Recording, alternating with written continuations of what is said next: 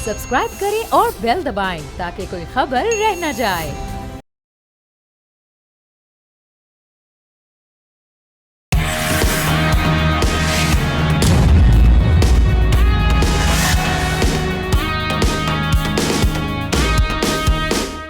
अस्सलाम वालेकुम नाज़रीन, न्यूज़ पंच के साथ मैं हूं महरूख शहरियार। वो खबर जिसने एक बार फिर दुनिया की नज़रें पाकिस्तान पर मरकूज़ कर दी। गुज़िश्ता रोज़ सबसे पहले न्यूज़ पंच के सीनियर तज्ज़ियाकार एहतशामुल हक साहब ट्रंप की तस्दीक से 3 घंटे पहले ब्रेक कर चुके थे। ज़रा देखिए। देखें, इस्लामाबाद में जो बात हो रही है, लेटेस्ट मेरी तला मारूख ये है कि 2.0 की बात हो रही है, यानी फॉलो अप विजिट की बात हो रही है। सेकंड वर्जन जो है ना बातचीत का, वो क्या होगा, ये कहा जा रहा है, लफ्ज़ यूज़ किया गया कि the improved expanded version of talks.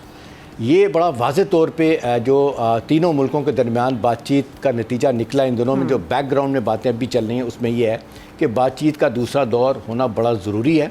इसके लिए ये तय किया जा रहा है और मोस्ट प्रोबेबली यही है कि जी इस्लामाबाद में बातचीत होगी, और जिस पे अमेरिका भी यही चाहता है और ईरान भी यही चाहता है। जो ख़बरें आ रही थी कि शायद ये सऊदी अरब अपना कतर में या फॉर दैट मैटर अपना टर्की में होंगी, तो वो कहते हैं कि इसकी ज़रूरत नहीं है। और फिर ये जुमले कि हम वहाँ यानी पाकिस्तान जा रहे हैं, पता है क्यों?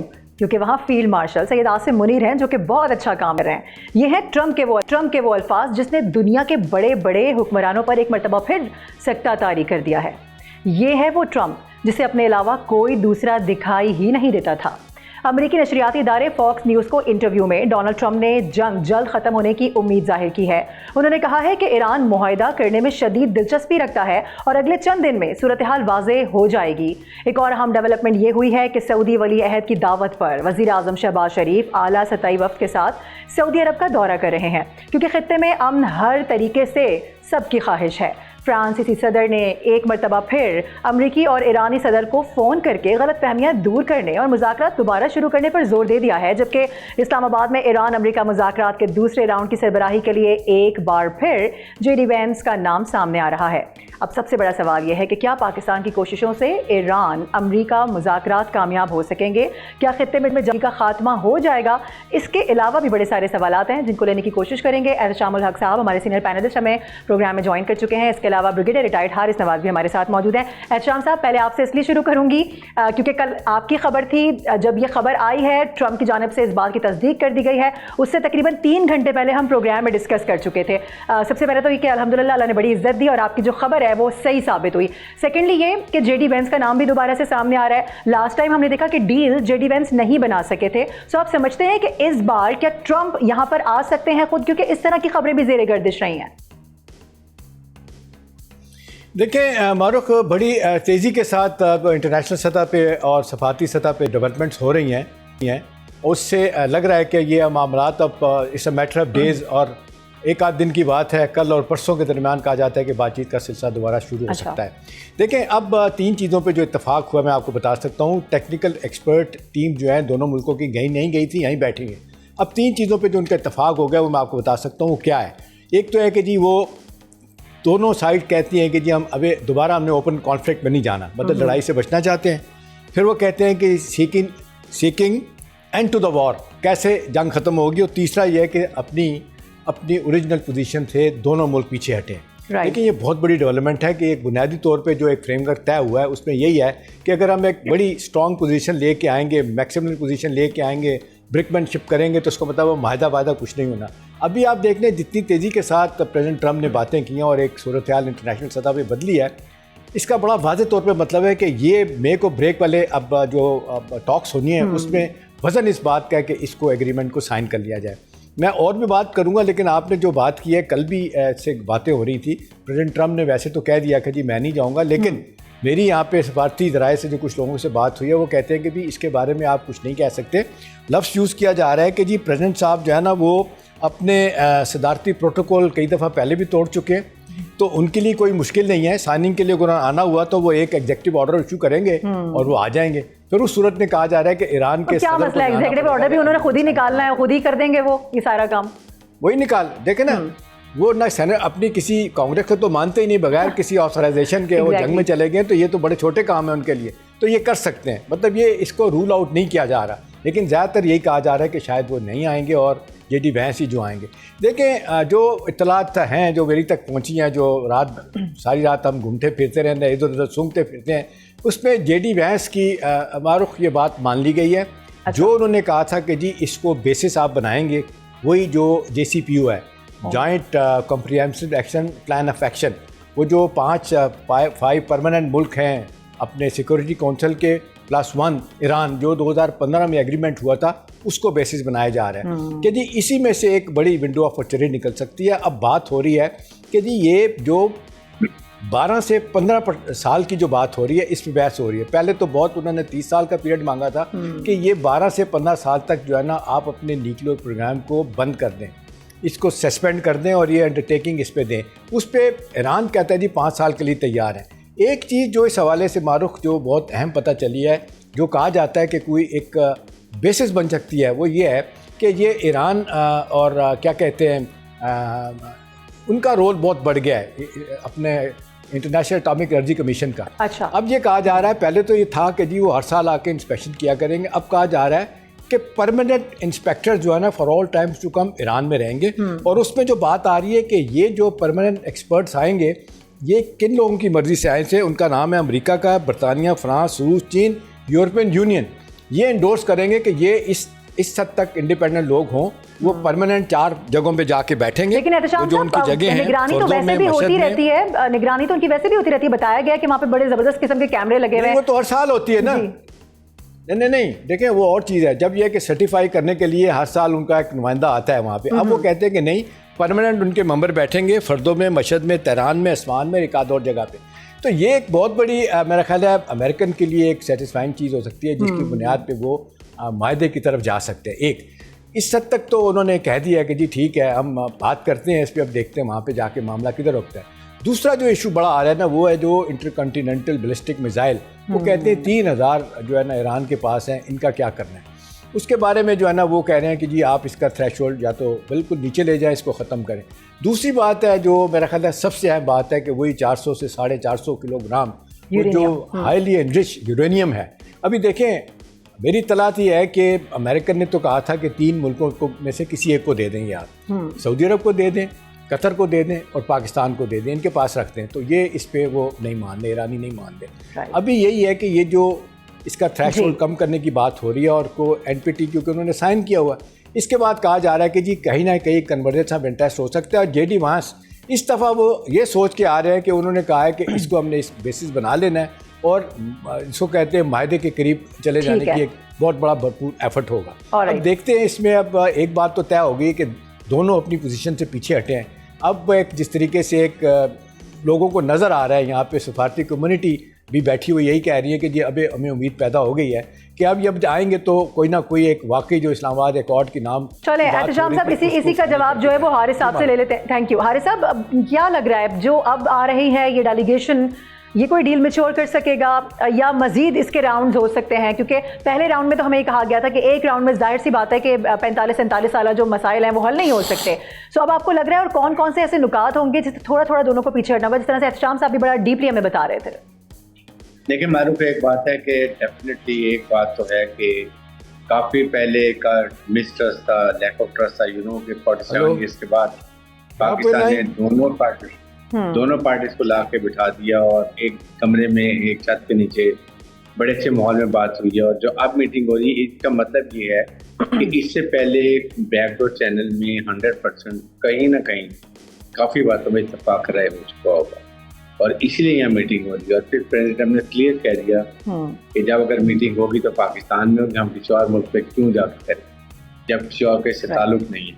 और फील्ड मार्शल के ऊपर देश और लॉट ऑफ ट्रस्ट उनका ये इज ए गुड पर्सन और उन्होंने बहुत इसमें एफर्ट एंड की। और let me tell you honestly, field marshal Yasir Munir ने जितनी मिलिट्री डिप्लोमेसी की है कि वो प्रेसिडेंट ट्रम्प से all the time he was in communication, vice president से कम्युनिकेशन में थे, ईरानी लीडरशिप पे थे। उसके बाद वली अहद जो है किंग सऊदी अरेबिया के, ईरान से, उसके बाद मिस्र से, तुर्की से, सबसे ही वाज इन टच और दिन रात मेहनत की। अभी भी ये 3-4 आते हैं जो उन्होंने पूरी तरीके से कोऑर्डिनेट करके कन्विंस करके, और अभी अगर वो दोनों वक्त आ रहे हैं तो मेरे ख्याल में सारे इरिटेंट्स ख़त्म हो चुके हैं। It's now should be a formality कि वो बैठ के बात करेंगे 2 दिन और कहीं ना होपफुली कि ये इस्लामाबाद अकॉर्ड साइन होगा। डिपेंड ये करता है ये अकॉर्ड जेडी वांस करेंगे और उनके फॉरन में इनके वो पार्लियामेंट के हैं स्पीकर वो करेंगे, या यू नेवर नो कि प्रेसिडेंट ट्रंप खुद आए, इसलिए कि he would like to take credit for this accord. इस वक्त प्रॉब्लम ये है कि देखिए उनके इलेक्शन आने वाले हैं, he want a feather in his own cap के मैंने बहुत बड़ा काम किया है कि मैंने ईरान से मुआहदा किया, उसका न्यूक्लियर कैपेबिलिटी का कंट्रोल किया, मिसाइल जो उसके बाद मिसाइल की कैपेसिटी वो हमने जो बात करनी इंटरकॉन्टिनेंटल मिसाइल की वो बात कर ली। तो ये क्रेडिट लेने के बाद वो मिड टर्म इलेक्शन में जाएंगे तो उनको बहुत फायदा होगा। सही। और JD Vance would have been very happy कि वो साइन करें तो उनको अगले इलेक्शन के लिए नेक्स्ट कैंडिडेट मिड टर्म के लिए अगर ट्रंप को नाकाम मोस्ट फेवरेट है, बिल्कुल ऐसे ही है। तो ये दोनों इसलिए देखना है ये कि कौन आता है, but I would love president Trump आए, इधर इनके प्रेसिडेंट आ जाए ईरान के, तो it is a focus Pakistan के लिए। देखें इतनी बड़ी ये कामयाबी होगी इस्लामाबाद अकॉर्ड, और इंडिया का हाल देख लें कि कैसे वो क्लाट के शिकार हैं, सब मातम मचा हुआ है, रोना पीटना पड़ा हुआ है, इंडिया इसोलेट हुआ है, दुनिया का फोकस पाकिस्तान के ऊपर। I think it's a big success और it will effect lot of आइंदा के लिए पाकिस्तान बहुत आसानी। इंडीड। अच्छा हारिस साहब, अब ये जो दौरा वज़ीर-ए-आज़म शहबाज शरीफ का हो रहा है, आज से वो 3 ममालिक का दौरा करें, जिसमें मेनली हम देख रहे हैं कि सऊदी वली अहद की दावत पे वो जा रहे हैं सऊदी अरब, इसके अलावा टर्की है, वहाँ पर भी उनकी अहम मुलाकातें होनी है और बड़ा डेलीगेशन है यहाँ से, पाकिस्तान से भी जा रहे हैं उनके साथ। सो ये कहा जा रहा था कि जो अगला राउंड होगा उसके अंदर टर्की का भी बड़ा नाम था, चाइना का बहुत ज़्यादा रोल सामने आ रहा था, इसके अलावा सऊदी अरब का आ रहा था। अब ये 2 कंट्रीज तो हमारे सामने आ गए हैं, सऊदी अरब और टर्की। आप समझते हैं कि ये जो अगला राउंड होगा इसमें इन 2 ममालिक का भी बड़ा अहम किरदार होगा या होल एंड सोल पाकिस्तान ही होगा? देखिए पाकिस्तान ने हर मौके के ऊपर सऊदी अरेबिया को, इजिप्ट को और तुर्की को कॉन्फिडेंस रखा है, उसको अपडेट किया है, और इसीलिए प्राइम मिनिस्टर हमारे जा रहे हैं कि वट एवर अभी लेटेस्ट सिचुएशन है वो सऊदी अरब को बताएंगे, मिस्र को बताएंगे, तुर्की को बताएंगे। इसमें जाहिर है ये बहुत इंपॉर्टेंट है, और मे भी उनके भी रिप्रेजेंटेटिव जरूर इस शायद जब जहाँ मीटिंग होती है तो वहाँ आके वो खुद बैठे होंगे, देखेंगे। लेकिन जो पाकिस्तान कलीदी किरदार है आई थिंक वो कैनॉट बी ब्रेक, और इससे पाकिस्तान को आइंदा के लिए बहुत बेहतर होगा। और ये मेरे ख्याल में मुझे बड़ी उम्मीद है कि हालांकि इट्स वेरी डिफिकल्ट कि 47 साल के बाद बैठे हैं और सेकंड सेशन में आप एक अकॉर्ड साइन करें, बट इस्लामाबाद अकॉर्ड साइन होगा तो हमेशा के लिए जब भी याद किया जाएगा इस्लामाबाद अकॉर्ड, तो पाकिस्तान को, फील्ड मार्शल को, पाकिस्तान प्राइम मिनिस्टर को याद रखा जाएगा। That is a big success और it's a slap on Indian face, उनकी सफारत total fail. No doubt. Thank you for joining us Haris साहब। इफ एंड बट्स ना सारे हैं, आगे क्या होने जा रहा है, डील मैच्योर होगी नहीं होगी, कौन आएगा कौन नहीं आएगा, डेलीगेशन कितना कामयाब होगा, ये जो मुज़ाकरात हैं ये कहाँ जाके रुकेंगे, इन सारे सवालों के जवाब वक्तन फ़वक्तन हमारे सामने आएंगे। और हम उम्मीद करते हैं कि इसमें पाकिस्तान का जो झंडा है वो एक बार फिर से सरबुलंद हो, जो पाकिस्तान ने किरदार अदा किया है वो हमेशा इंशाल्लाह सबको याद रहेगा। एहतशाम साहब हमारे साथ ही मौजूद है। नाज़रीन ब्रेक पर जा रहे हैं, ब्रेक के बाद वापस आएंगे, कुछ दी कर हम इश्यूज़ पर बात करेंगे।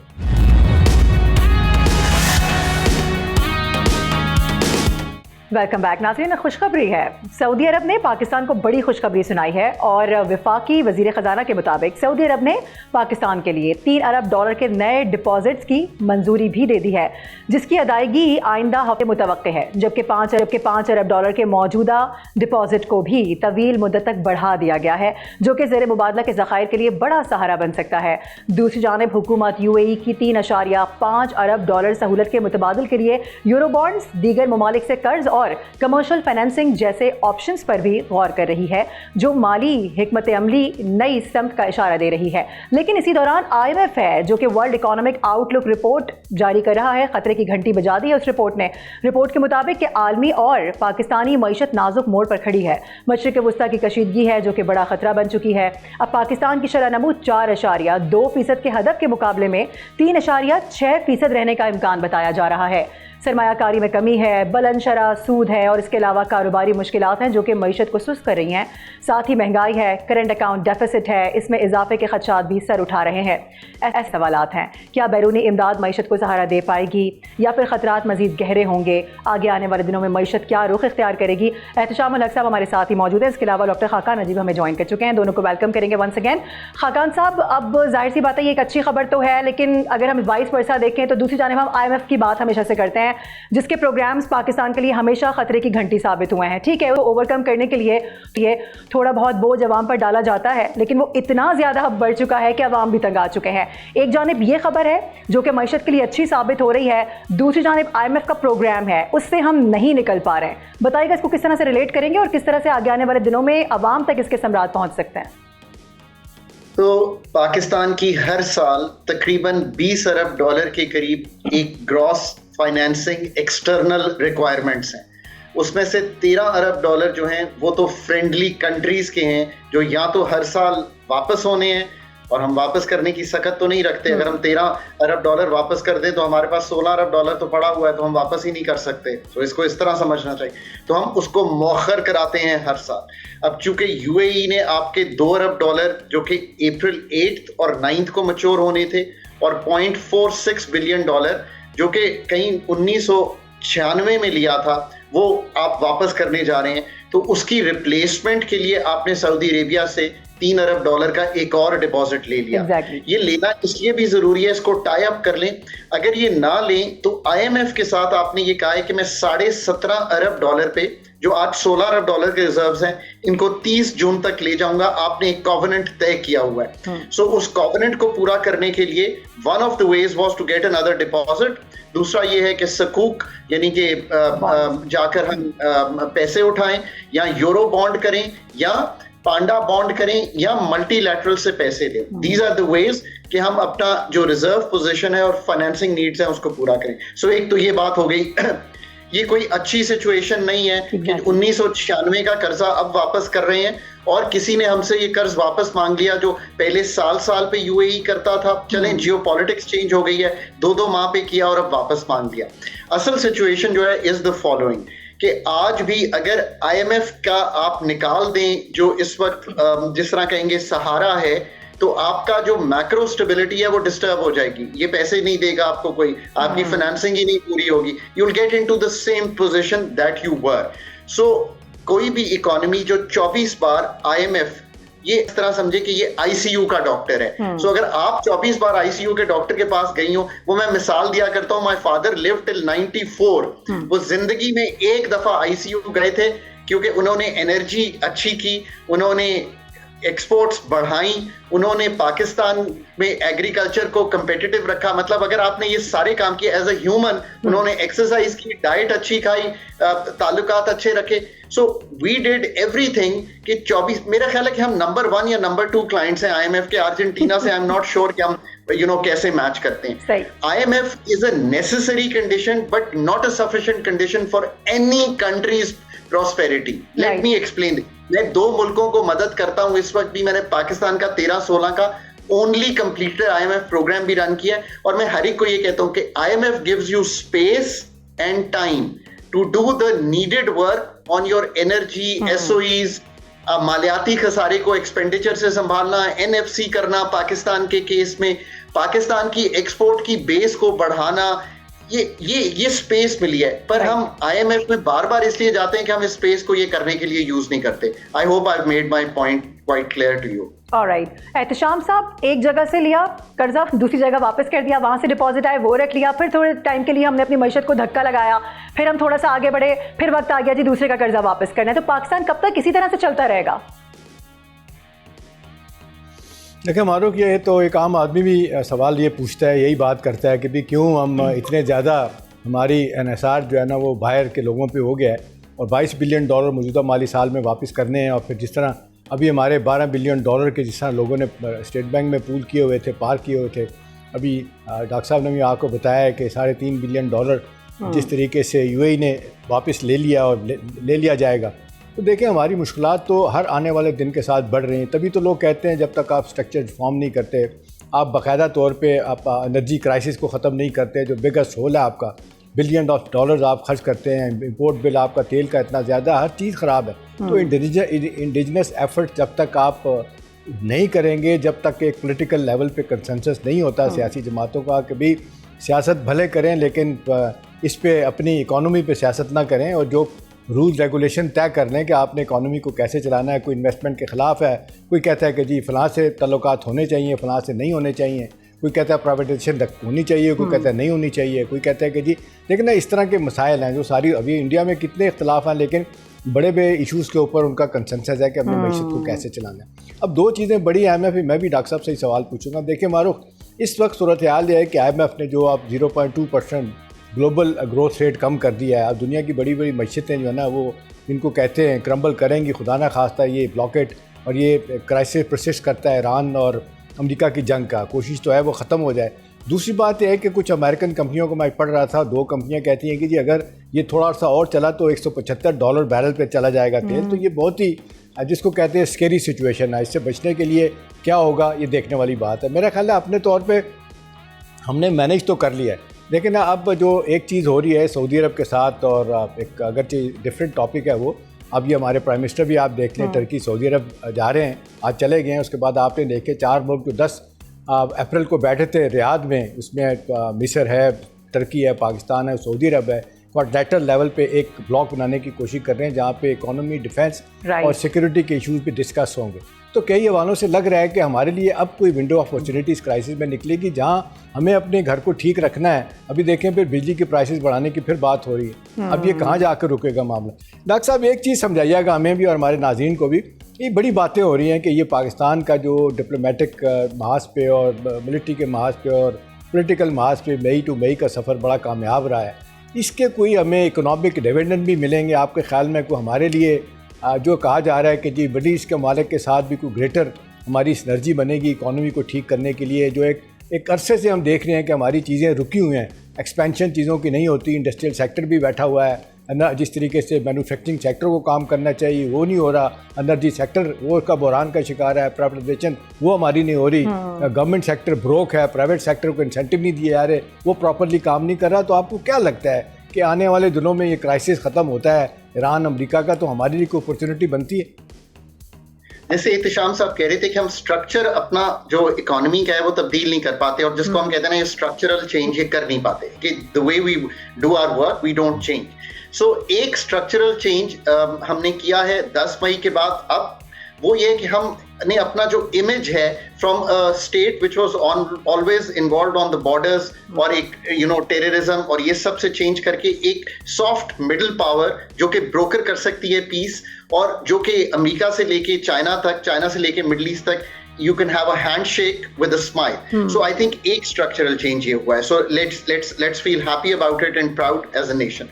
But असल बात ये है कि इसके dividends इत्तिशाम साहब क्या पूरे 25 करोड़ चाहेंगे कि यार हम पे इसका क्या इम्पैक्ट आएगा? अगर महंगे तेल से इम्पैक्ट आना है तो why do I care? अगर महंगी बिजली से इम्पैक्ट आना है तो why do I care? So that's the important part ना, right? देखिए इत्तिशाम साहब, कौमें जो हैं इस तरह जब एंगेज करती हैं तो ट्रेड बेहतर हो सकती है। Karachi port can be made a hub instead of middle east being a hub. आज से 30 साल पहले मैं 20-25 साल पहले कराची रहता था, तो मैं हमेशा हम देखते थे कि कराची उभर रहा है, उसके बाद मिडल ईस्ट उभरा और that whole space that we got we didn't take. अच्छा, इसी तरह आप आज की बात देखिए, अगर हम हब हैं चाइना, कार कंट्रीज और मिडल ईस्ट का, तो हम क्या करते हैं? हम 5% भी ट्रेड इस रीजन में नहीं कर रहे। I mean what are we trying to do? We sell to the US, we sell to Europe, but हम कार कंट्रीज को कोई ऐसी ट्रेड नहीं कर पा रहे। ईरान चले सैंक्शंस में था, उसमें से निकल जाएगा। अब मॉडल ये है कि जो शुरू किया मारूफ ने कि ये सारा IMF की 24 एंगेजमेंट्स ने क्या दिया? उसने दिया टैक्स टू GDP रेशियो की गुफ्तगू कर लें आप, उसने दिया कि आप ग्रोथ को स्लो करके बैरूनी खसारा संभाल लें, आप टैक्सेस को बढ़ाकर फिस्कल खसारा संभाल लें। गुफ्तगू होनी चाहिए कि पाकिस्तान में रियल इन्वेस्टमेंट जो प्रमोट करे एक्सपोर्ट को, वो हो रही है कि नहीं हो रही? वो आज भी नहीं हो रही।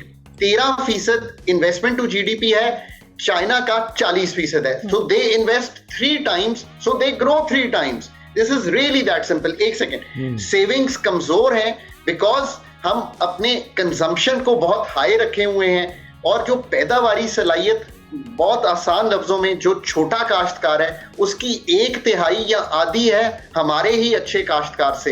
तो फिर ये बात बनेगी कैसे? और सारी जो बात है 54% मैन्युफैक्चरिंग पे टैक्स है, आप इन्वेस्टमेंट कैसे ला सकते हो यार इस मुल्क में? आखिरी पॉइंट ये है कि then what is your 3-year way forward? पहले तो जो IMF के साथ प्रोग्राम है ना उसको रीनिगोशिएट करना पड़ेगा और हमें अपने टैक्सेस का बोझ कम करके एक्सपेंडिचर्स को बिल्कुल घटाकर। टाइम बहुत शॉर्ट है, सॉरी टू इंटरव्यू, बस एक छोटा सा सवाल लीजिएगा, इसका मुझे बड़ा कॉन्क्लूड से जवाब दे दीजिएगा। जब वजीर खजाना को लाया जा रहा था मोहम्मद औरंगजेब को, जाहिर है वो खुद बैंकिंग सेक्टर से ताल्लुक रखते हैं, आप मालूम है आप हम सबको अच्छे तरीके से, तो ये कहा गया था कि ये स्ट्रक्चरल रिफॉर्म्स के माहिर एक्सपर्ट हैं, उनको IMF के प्रोग्राम से निकलने के लिए लाया गया है। कितना टाइम हो गया अभी तक, उनकी कारकर्दगी आपको लगता है कि उस तरह से है जिस तरह से होनी चाहिए थी? देखिए, the country is stuck in a very stabilization bout which is keeping all the, ये जो असल इन्वेस्टमेंट, सेविंग्स, प्रोडक्टिविटी लो। अच्छा, उस पे से निकलने के लिए आप एक्सपेंडिचर्स को जब तक, मतलब मैं एक मिसाल देता हूं, आप कहते हैं NFC करना है, मतलब आप समझ जाएंगी कि व्हाट आई मीन। NFC का कोई ताल्लुक उन 750 अरब रुपए से नहीं है जो इनकम सपोर्ट में देते हैं, बिकॉज 18वीं तरमीम ये कहती है कि वो सूबों का सब्जेक्ट है, तो आप सेव करें और वो सूबों, ये हैं वो चेंजेस बजट के स्ट्रक्चर के। ये बजट बहुत इंपॉर्टेंट है। अगर तो बजट हमें ऐसा दिखाई दिया जो इन्वेस्टमेंट को लेके चले, ना कि टैक्स टू GDP को टारगेट करे, फिर तो आप इस खबर से लास्ट एक सवाल, 18वीं तरमीम का जिक्र हुआ है, तो आपको लगता है ये तरमीम करना बड़ा ज़रूरी है और ये NFC अवार्ड को तब्दील करना और ये जो सूबों के पास मैक्सिमम वसाइल चलेंगे इसको कम करना बड़ा ज़रूरी है? यार शॉर्ट ऑफ एहतशाम साहब, ये तो आप आगे की बात करें। 17 सब्जेक्ट वफाक चला रही है जो वफाक को नहीं चलाने चाहिए, जिसका कोई ताल्लुक है। ठीक, आप देखिए ना, हम हमेशा गंभीर मसले की तरफ जाते हैं। मैं 17 सब्जेक्ट के नाम ले दूं, एजुकेशन, एग्रीकल्चर, पावर्टी, ज़कात, उशर, क्लाइमेट, ये हमारा काम नहीं है। हम 300 से 600 अरब क्यों खर्च करते हैं, इनको तो नीचे दें। 700 अरब क्यों खर्च करते हैं पावर्टी पे? अच्छा, ये क्या हम बजट अगर इस तरह रिपेयर करेंगे तो मैं टैक्स जो 54% है उसमें से 10% सुपर टैक्स निकाल दूंगा। What I'm trying to do is make my budget which is growth friendly. अगर तो ये बजट और अफसोस की बात है खाकान साहब, I'm sorry to interrupt you once again, time बहुत शॉर्ट है। हम वो करने इस्लाहात जिसकी बार बार बात होती है, हमें वो होती कहीं नजर नहीं आती हैं, सिर्फ स्पीचेस में तो नजर आती हैं, लेकिन उसके बाद फिर हम देखते हैं कि जो मईशत है वो इसी तरह से धक्के लगा लगा के आगे बढ़ी है। Thank you for joining us. Doctor साहब हमारे साथ मौजूद है, डॉक्टर खाकान अजीब, इसके अलावा एहतशाम साहब, आपका भी बहुत शुक्रिया।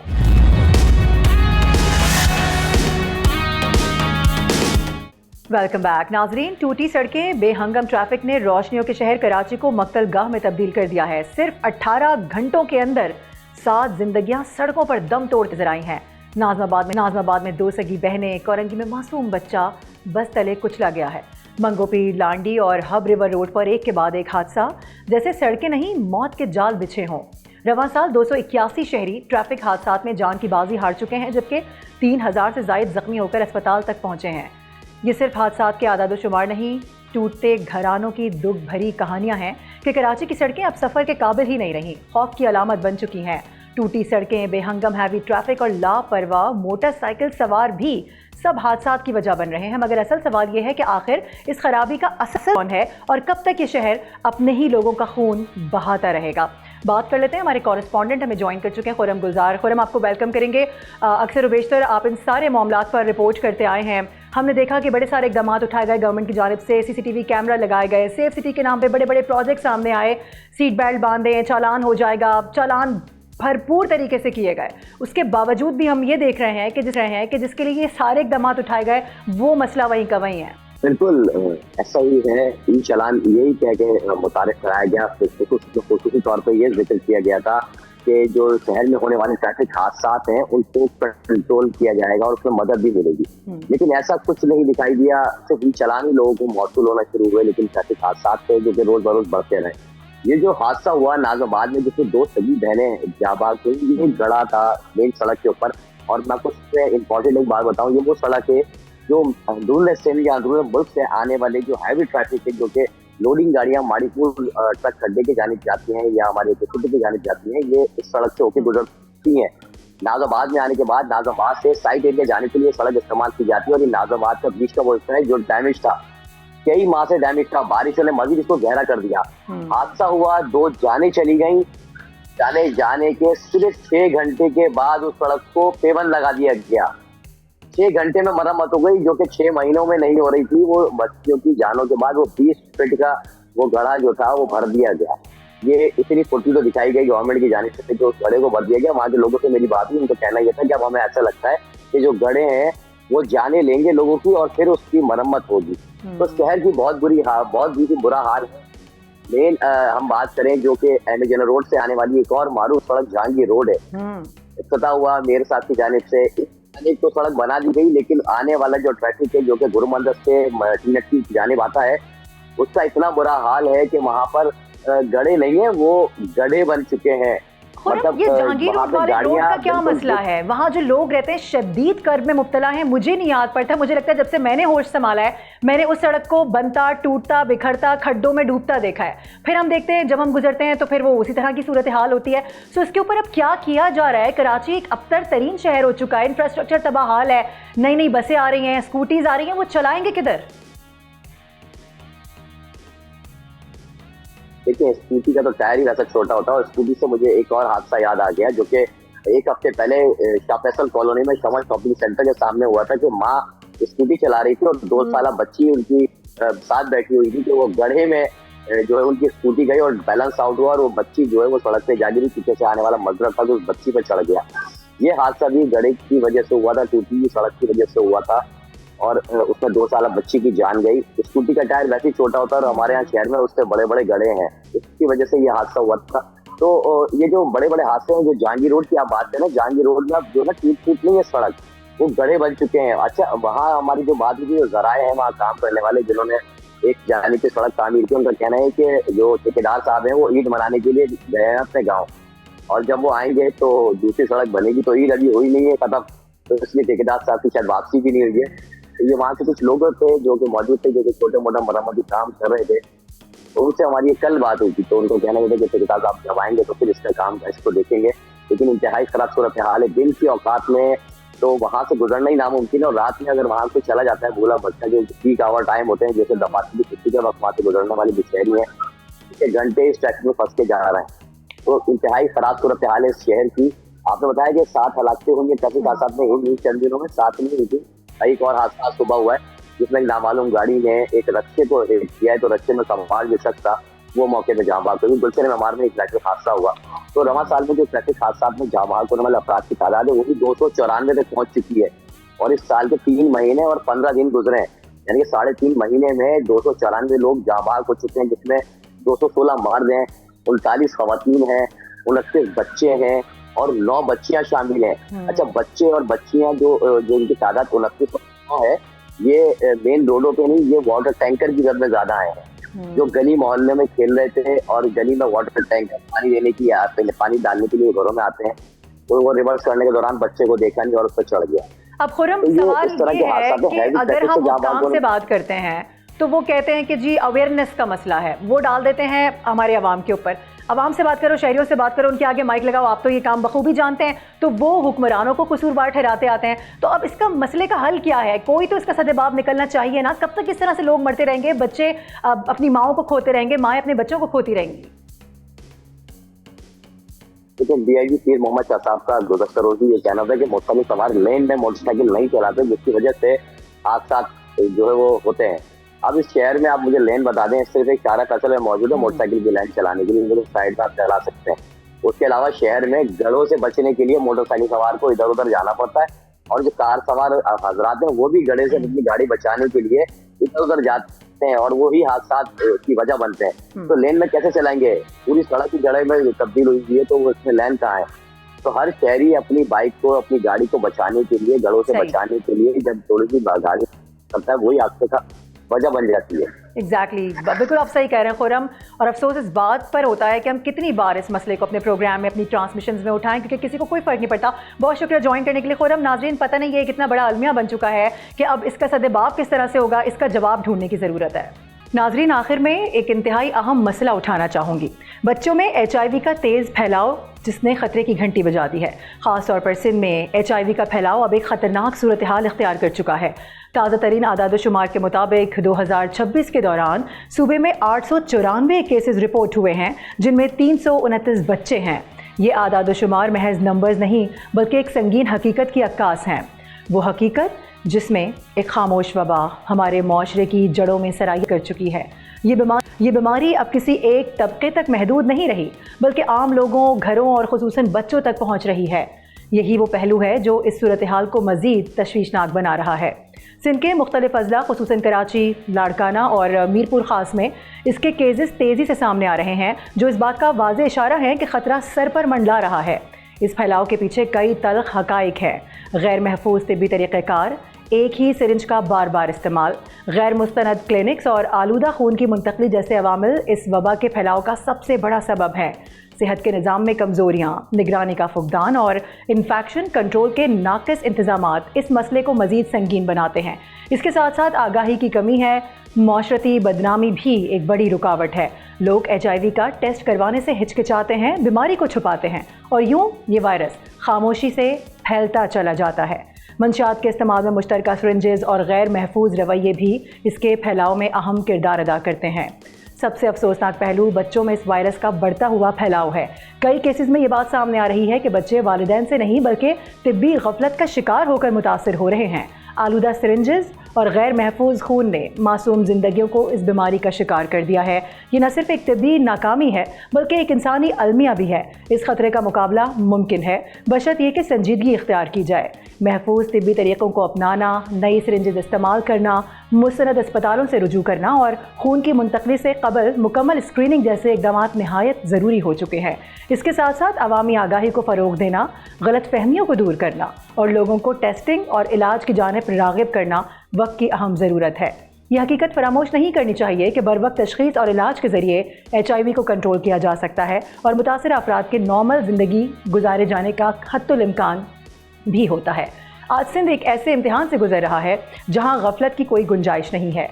ये सिर्फ हुकूमत या तिब्बी इदारों की जिम्मेदारी नहीं बल्कि पूरे माशरे का मुश्तरका फरीज़ा है कि इस खामोश खतरे को पहचाने और इसके खिलाफ मुत्तहिद, क्योंकि आज अगर हमने आंखें बंद रखी तो कल ये खतरा हमारे दरवाजे पर दस्तक दे सकता है। ज़रा सोचिए।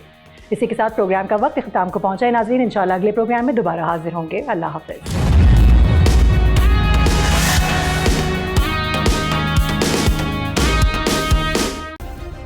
सब्सक्राइब करें और बेल दबाएं ताकि कोई खबर रह न जाए।